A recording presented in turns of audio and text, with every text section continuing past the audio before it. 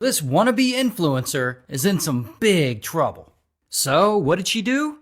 Now, her name's Aurora, and Aurora is around 38 when this story starts, and she's living in Las Vegas, and things aren't going so well for her. Her previous marriage had failed, she just lost a custody battle with her ex-husband, and on top of that, she's broke.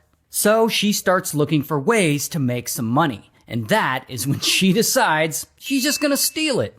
And so one day in 2019, Aurora is in Arkansas, where she used to live, and she invites her friend over to a hotel that she's staying at to hang out and, eat some food and maybe drink some beer. So the friend comes over, and while she isn't looking, Aurora spikes her beer with a sedative. And the friend drinks it, and boom, she passes out. After that, Aurora steals her credit card, and she books herself a flight to Las Vegas. And once she gets there, she starts using that credit card to buy a bunch of shit. Now, at some point, her friend finally wakes up and she realizes that she's been robbed. And she reports Aurora to the police. But police can't find her because she disappeared. She fled back to Vegas. And so now she's officially a fugitive and the police are looking for her. Meanwhile, Aurora is in Vegas living the good life. And after a while, she starts running out of money again. And since her first scam worked, of drugging and robbing her friend, she decides to do it again. Only this time, she's gonna target old, wealthy men.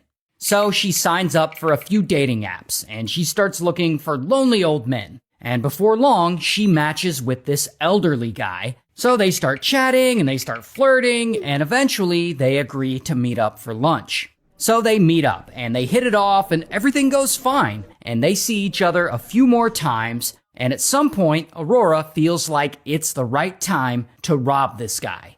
So one day, she and the man arrange for her to visit him at his place, and she shows up with some food that she had ordered for the both of them. And at some point, she spikes some of it with a sedative. And of course, he eats it, and minutes later, he passes out. Once he's out, she steals his iPhone, his iPad, his driver's license, and his bank cards. Then she gains access to his bank accounts and she starts transferring money into hers. And anytime the elderly man starts to wake up, she re-drugs him so that he immediately passes out again. And with his phone, she's able to use that to bypass two-factor security, and she gets access to his E-Trade account, and she discovers that this man owns about $3.3 million worth of Apple stock. So she sells it and she tries to withdraw the money. However, E-Trade's automated fraud detection system flags the account and she's not able to withdraw it.